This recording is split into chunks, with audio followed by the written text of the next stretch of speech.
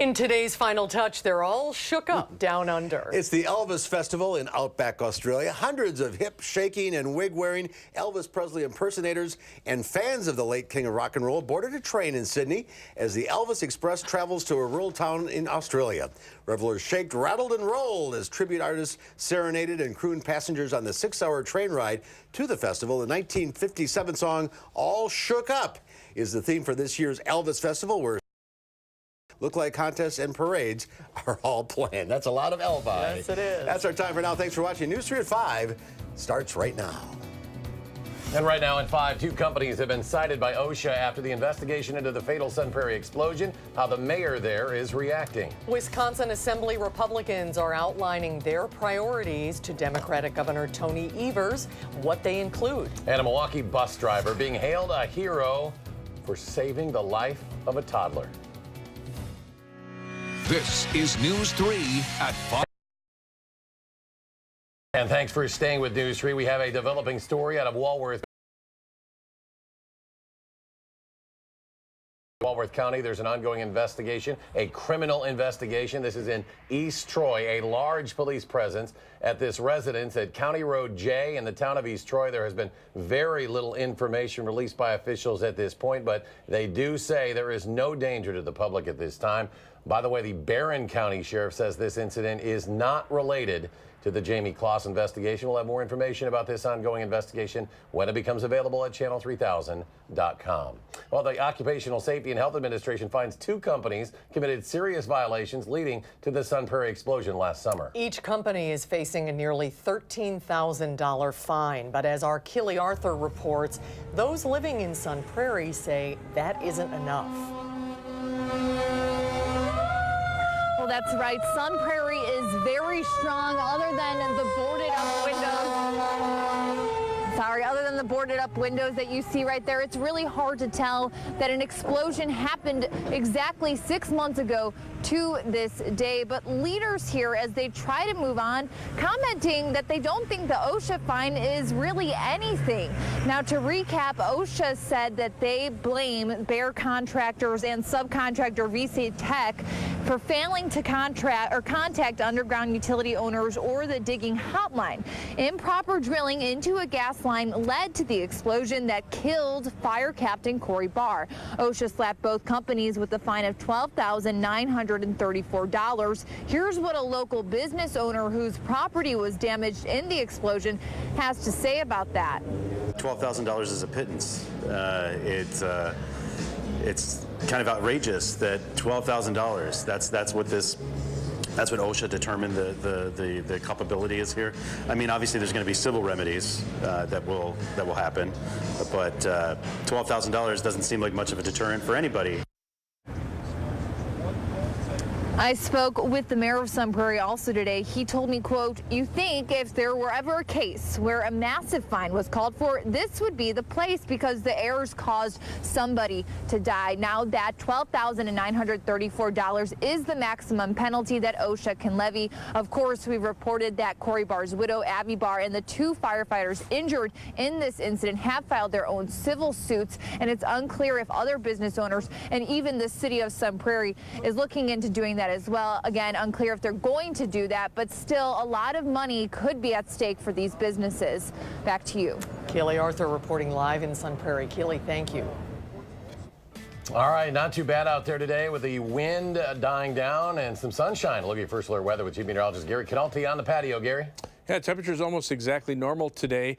They did not fall into the single digits, and that means we continue our record string of days with temperatures 10 degrees or greater. You have to go back to February 13th of 2018 before the last time that you saw temperatures below 10 above zero. And as you take a look at visible cloud track, you can see one of the reasons why. There was a little band of clouds that came through this morning. There it is, right through Madison, right about the time where our temperatures get the coldest, and that was enough to keep our temperatures up. And then the skies cleared out. We had plenty of sunshine, and temperatures are back right around normal. As we look at Doppler tracks, some light snow moving through the northern portion of the state. That'll stay well to the north of us. Southern Wisconsin right now free of precipitation. There's low temperatures from this morning. Here in Madison, 12 degrees, few single digits, mainly north and west of Wisconsin Dells. High temperatures so far today in the middle 20s, about average for this time of year. And current temperatures now have dropped off into the upper teens and lower to middle 20s. The winds have lightened up, but notice to the west, those winds are becoming southeasterly. So temperatures will probably bottom out sometime late this evening and then start rising overnight. Wind chills right now, not much of a factor here in Madison. Wind chills middle teens. So look for skies to be partly cloudy overnight. Temperatures will drop to the upper teens and then probably hold steady or rise right around 20 degrees. By tomorrow, look for skies to turn increasingly cloudy, but it'll be a little milder with a high temperature of 35. That's your First Alert forecast. All right, Gary, thank you. A second person involved in that shooting of a 5-year-old boy in Beloit pled guilty in Rock County Court today. Eric Salazar Mota pled guilty to second-degree reckless homicide. He's one of 4 people arrested in connection with the shooting death of 5-year-old Austin Ramos Jr. of Beloit that happened in January of 2015. If convicted, Salazar Mota could face up to 25 years. In November, Sergio Regoza Ortiz was the first person convicted, receiving 40 years in prison. Salazar Mota's sentencing will be Friday, March 8th.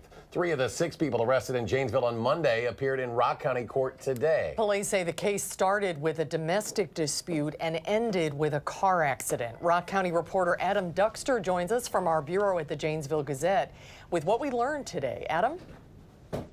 Well, Eric and Susan, on Monday, 4 adults and 2 juveniles were arrested Monday night on Janesville's south side. And today, 3 of those adults appearing in Rock County Court. Sergio Maciel, Tasha Sanger, and Samantha Ginter all appearing today. And based on a criminal complaint, we learned that the incident originally began with all 6 people at a home in Falling Creek Village.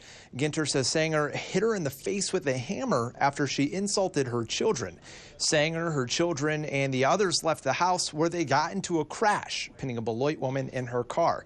Maciel and Ginter then picked up everyone in that car, and eventually all 6 people in that second vehicle were arrested by Janesville police. Now, Ginter, Maciel, and Sanger all have extensive criminal history backgrounds, including missed court appearances, accusations of shoplifting, and identity theft, among other things. And all 3 are being held on a cash bond right now in police custody. Adam Duxter reporting from our bureau in Janesville. Adam, thank you. We're learning more tonight about what state lawmakers plan to prioritize in 2019. Now, Republican leaders say they plan to reconvene later this month. They hope to find some common ground with new Governor Tony Evers. Rose Schmidt explains how they plan to do that. Rose?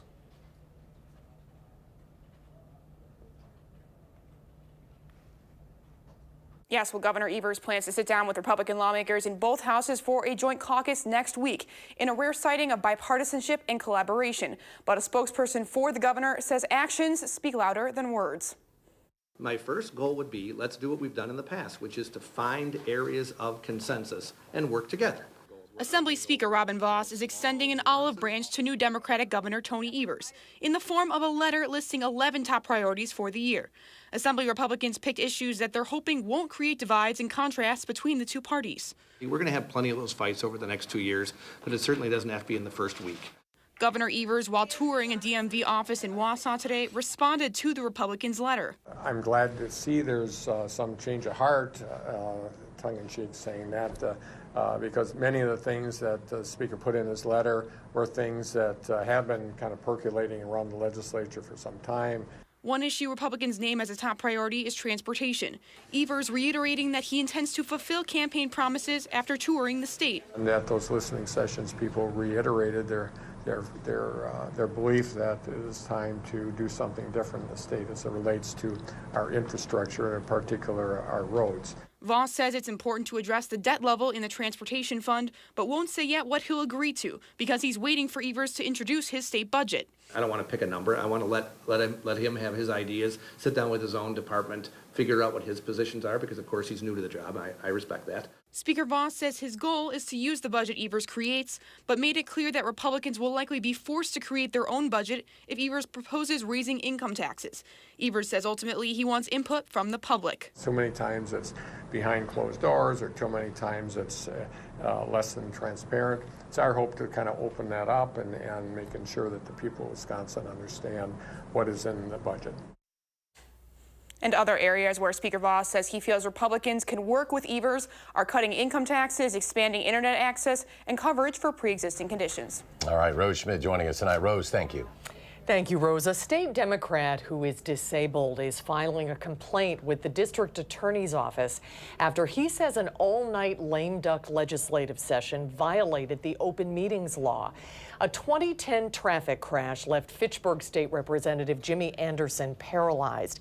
He can't sit in his wheelchair for more than a day without health problems. He had to go home hours before the assembly voted because he had to get out of his chair. Anderson's aide, Logan Vidal, said open meetings provisions say government bodies cannot exclude duly elected members from meetings. Republican leadership took advantage of the process and of my disability to exclude me from participating in the extraordinary session and denied my constituents the representation guaranteed to them under the Wisconsin Constitution. And if a court agrees with me, the votes cast and the actions taken that night must be considered null and void. Meanwhile, a coalition of liberal-leaning groups has filed a lawsuit seeking to void laws passed by state Republicans that reduce the powers of the newly elected Democratic governor. Conservative attorney Rick Eisenberg says the lawsuit faces long odds because courts are unlikely to aggressively interpret the law and inject themselves into the legislative process. Kimberly Clark will close a plant in Neenah by the end of May, eliminating 74 jobs. The Department of Workforce Development announced today that the paper products giant had provided workforce reduction notices. Those workers will lose their jobs at the non-wovens plant between March 15th and the 29th. The rest will be eliminated by the end of May. Now, this is a different facility than the nearby Fox Crossing plant that was kept open by a deal by then Governor Walker last month. The Milwaukee County Transit System says an alert bus driver rescued a young child found wandering barefoot on a freeway overpass in frigid temperatures. MCTS says the lost boy, who was less than a year old, was wearing just a diaper and a onesie when driver Irina Ivic spotted him in December. Here's the video. She stops her bus and then she ran across the street, picked up the crying child, and then carried him to safety on her bus. As Ivic called for help, a passenger gave up her coat to keep the boy warm before police and firefighters arrived. Authorities say besides being cold and frightened, the child was okay. Police say the child had been left outside by his mother, who may have been suffering from a mental health crisis. He was then united with his father. A big donation is being given to the Dane County Humane Society. Throughout December, Mounds Pet Food Warehouse collected donations for the Humane Society, and today around 12 pallets of supplies were delivered to the distributor's warehouse, which has offered to house the donations while room is made at the shelter for those products. All these donations help us take care of all those different types of animals that come through our door, as well as provide them enrichment, so things to do while they're waiting to find a home so they're not bored waiting in the shelter. The items delivered include dog and cat treats, toys, canned food, and paper towels. The items will help over 9,000 animals that go through the Humane Society every year. Singer-songwriter Billy Joel will perform at Miller Park in 2019. The Milwaukee Brewers say Joel will perform Friday, April 26th, and tickets go on sale at 10 a.m. on Monday to American Express card holders. They'll be available to the general public at 10 a.m. on Friday, January 18th. The Piano Man hasn't been to Milwaukee in 11 years and has never performed at Miller Park. Our next Prep Mania game of the week tonight. Battle for first place in the Badger South. This is boys basketball. Stoughton and Monona Grove. Watch it live on channel3000.com at 7:15. More to come at 5. Up next, President Trump in Texas visiting the border. What he's saying about the government shutdown. And President Trump's former attorney says he will testify publicly before Congress next month. And a 5th straight day of gains on Wall Street, with the Dow adding 123 points and NASDAQ jumping 29. The S&P 500 up almost a dozen. We're back in a moment.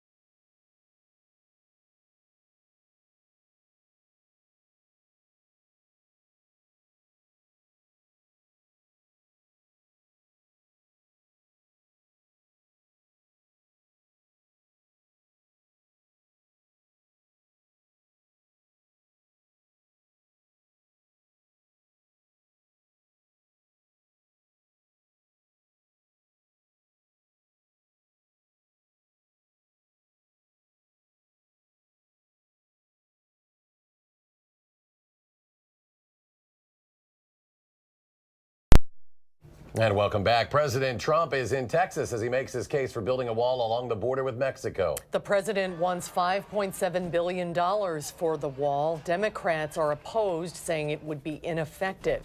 The president warned that if Democrats won't compromise on funding for the wall, he could declare a national emergency, which would allow him to go around Congress and use military money to pay for the wall.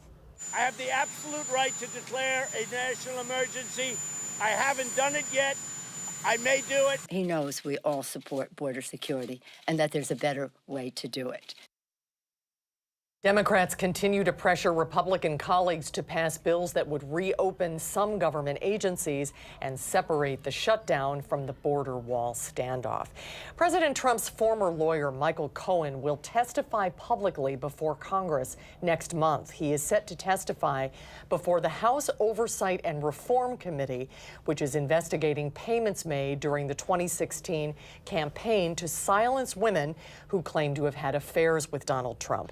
President Trump has denied the trysts. Cohen said today he looks forward to having a platform to give a full and credible account of the events which have transpired. Cohen's testimony also comes after he pleaded guilty to lying to Congress about his role in a Trump business proposal in Russia considered during the campaign. He was sentenced to 3 years in federal prison. All right, we go to Chief Meteorologist Gary Canaldi with the latest on our forecast on the weather patio. Gary? Pretty quiet out here right now. The winds have certainly lightened up. Skies, though, are clear and temperatures will drop off this evening, but then as the winds start to pick up out of the southeast, those temperatures will hold nearly steady later on tonight. Last night, we didn't drop below 10 degrees, so it's been 330 days, still counting, since the last time that our temperature dropped into the single digits. Last time, the other thing, too, is that the last time that we were this late into the season before we had our first low temperature of less than 10 degrees, on the 1st of, or the 11th of January back in 1914. So assuming we don't drop below 10 degrees by early tomorrow morning, we will set a record in that department, and that will go on for a while. Because you can see last night our low temperature in Madison was 12 degrees.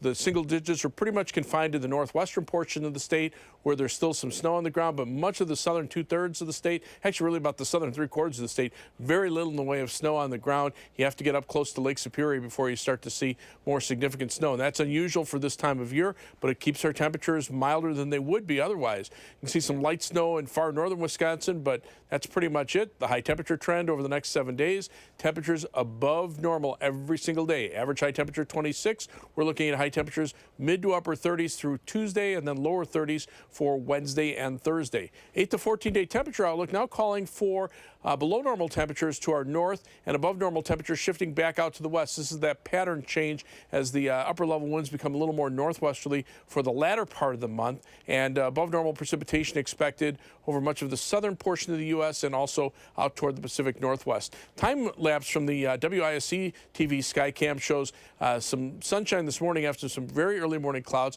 A few cirrus clouds passed overhead. Otherwise, it was mostly sunny. Just a few more clouds coming in towards sunset. There's the live view from the Edgewater Skycam in downtown Madison. Looks pretty out there tonight. Temperatures are on the cold side, but seasonably cold. High 25, low 12, almost exactly at the normals of 26 and 11. Right now, we're at 21. Skies are mostly clear. Winds are out of the east at 5 miles per hour, so the wind chill is at 15 degrees. Temperatures mainly are in the teens over the northern portion of the state, lower to middle 20s elsewhere. Upper level winds continue out of the west and northwest. The next weather system will pass us by to the south. We'll be on the northern fringes of it and perhaps bring some light snow from late tomorrow night into Saturday. The better chances for snow will be farther to the south. There's actually a warm front just out to the west of us that provides temperatures in the 40s and 50s to the 20s and 30s that we have here. Compared to 24 hours ago, notice the temperature trend. Those temperatures warming up, and that trend will continue as we head into the latter part of this week. So look for a low of 18 by late this evening with partly cloudy skies, not as cold. Then temperatures holding nearly steady overnight around 20. Tomorrow, variable cloudiness, not as cold. High temperature around 35.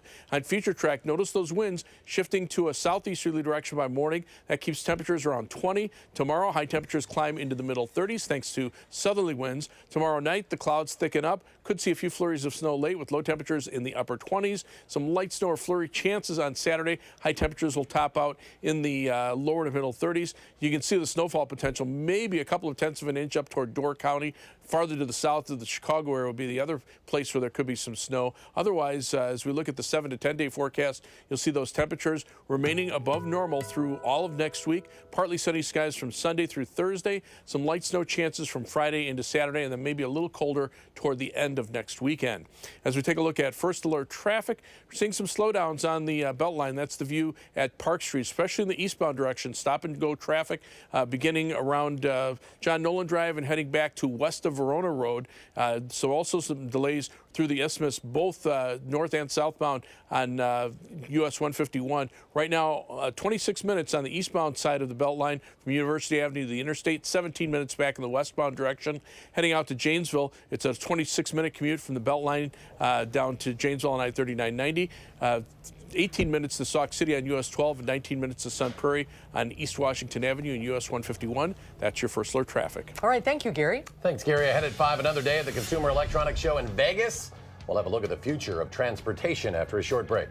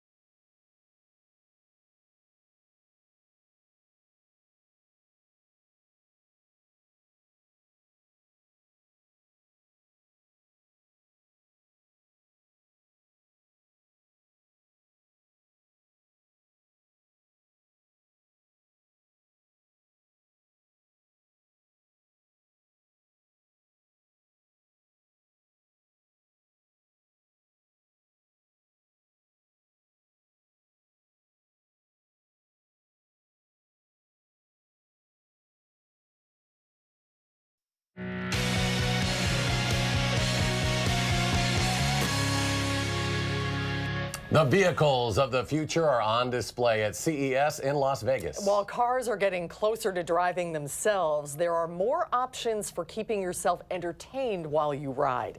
CNET's Kara Suboy has a look at the future of transportation. Your eyes are not fooling you. There isn't a rider on top of this BMW motorcycle. But why? If I have a bike that is able to tell a rider that you're going too fast into a corner, or there's a vehicle approaching on this side, that's how you can start to apply the technology. Car makers are showing off the latest in autonomous and concept vehicles at the annual CES Technology Conference in Las Vegas.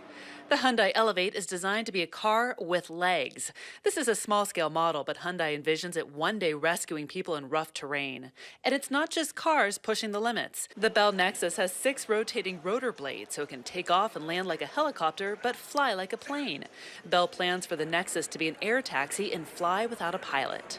Mercedes Urbanetic is also driverless, but can be converted into different types of vehicles depending on what or who is inside. Here's where the Urbanetic is different. It consists of an autonomous platform, and then there's interchangeable modules. So there's one for cargo, and there's one for people, like the one I'm in right here. With drivers not needing to drive, the focus is shifting to more immersive entertainment that can be synchronized to your ride. Audi and Disney developed a virtual reality experience that was so immersive, I felt like we were only going 10 miles an hour in the car. How fast were we going at any one time? Like 90 miles an hour? No, we What? weren't. No, we were not. No, we were. No. When the car brakes, steers, or turns, the action in the movie or video game would do the same. So when the car turned left, my spaceship turned left. If you match these two things, the motion of the vehicle and the motion in VR, it reduces a lot of the motion sickness people experience when they consume media. Making it that much easier to enjoy home theater in your car. In Las Vegas, I'm Kara Suboy with CNET for CBS News. And stay with us. We'll have another check of your forecast in just a moment.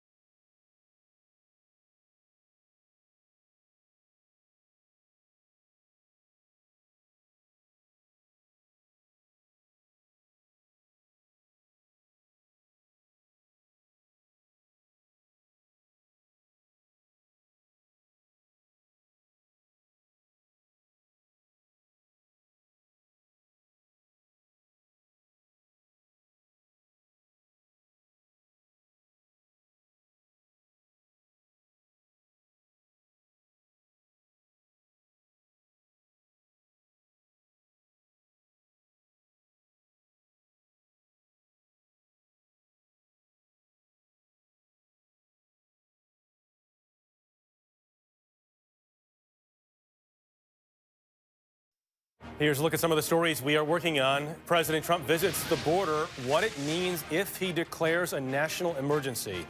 Also on day 20 of the partial government shutdown, a couple surprising ways it could affect you, and how Americans are pitching in to help struggling federal employees. Tonight on the CBS Evening News. And Gary's here with a final check of the weather. Temperatures are seasonably cold right now. We're at 21 degrees in Madison, but temperatures only fall a few more degrees and then hold steady overnight. Wind chill's not too much of a factor right now. Tomorrow, high temperatures back in the middle 30s. Maybe some light snow chances mainly south of Madison on Saturday. And then quiet weather for much of next week. Some snow toward the end of the week, but temperatures above normal through Saturday. We'll have more updates in 30 minutes on News 3 at 6. The CBS Evening News is next.